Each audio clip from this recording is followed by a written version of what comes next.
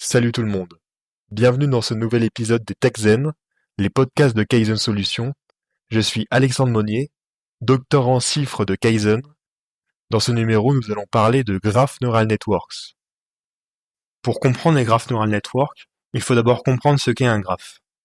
Un graphe est une structure mathématique utilisée pour modéliser des relations entre des objets en considérant des nœuds et des arêtes. Imaginez que vous avez un ensemble d'entités, par exemple des utilisateurs d'un réseau social, des atomes dans une molécule ou des pages web sur Internet.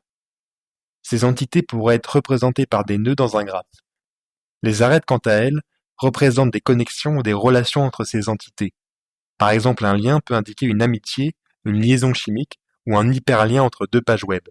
Contrairement à des données telles que des tableaux ou des images, qui sont organisées de manière régulière, les graphes peuvent avoir une forme totalement irrégulière.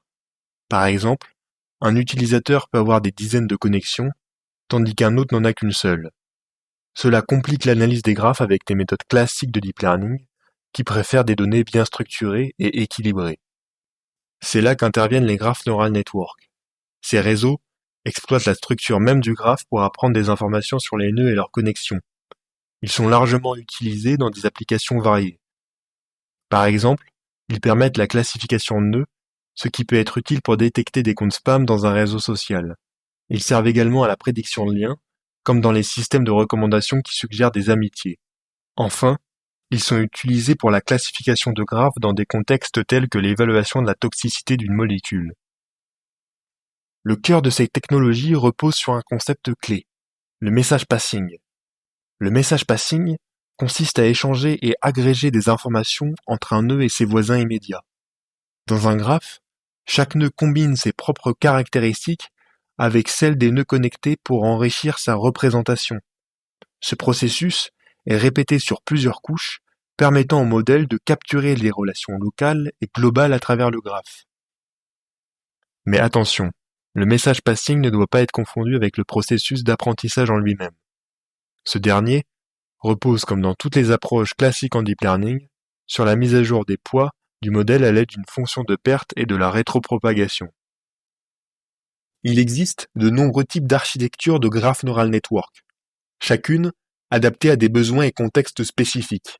Nous allons explorer quelques-unes de ces architectures clés et les comparer pour comprendre leurs différences. En 2017, Kipf et Welling ont introduit les Graph Convolutional Networks. Ces réseaux se basent sur l'idée d'utiliser la matrice d'adjacence du graphe pour guider la propagation des messages entre les nœuds voisins. Cependant, une limite majeure des Graph Convolutional Networks, c'est qu'ils sont transductifs mais pas inductifs.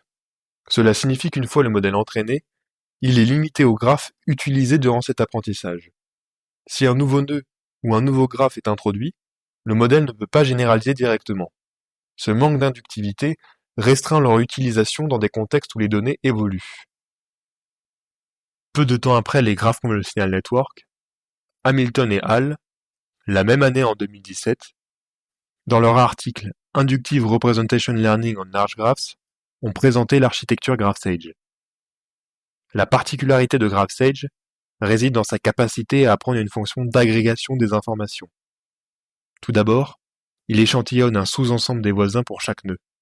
Ces informations échantillonnées sont ensuite agrégées à l'aide d'une fonction choisie.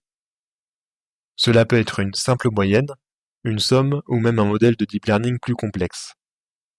Cette approche permet non seulement de traiter des graphes de grande taille, mais aussi de généraliser efficacement à des données nouvelles ou incomplètes. Avec cette flexibilité, GraphSage représente une avancée majeure, particulièrement adaptée aux environnements où les graphes sont dynamiques et les données constamment mises à jour. En 2018, Vejičković et al. Ont introduit une autre architecture importante, les Graph Attention Networks. La principale innovation des Graph Attention Networks réside dans l'utilisation d'un mécanisme d'attention. Ce mécanisme permet au modèle de pondérer différemment l'importance des voisins lors de l'agrégation des informations. Par exemple, dans un réseau social, tous les amis d'un utilisateur n'ont pas la même influence. Les Graph Attention Networks attribuent automatiquement plus d'importance aux connexions les plus pertinentes, tout en réduisant l'impact des voisins moins significatifs. Si vous avez des questions ou si vous voulez en savoir plus, n'hésitez pas à visiter kaizensolutions.net. On se retrouve bientôt pour un nouvel épisode. À très vite.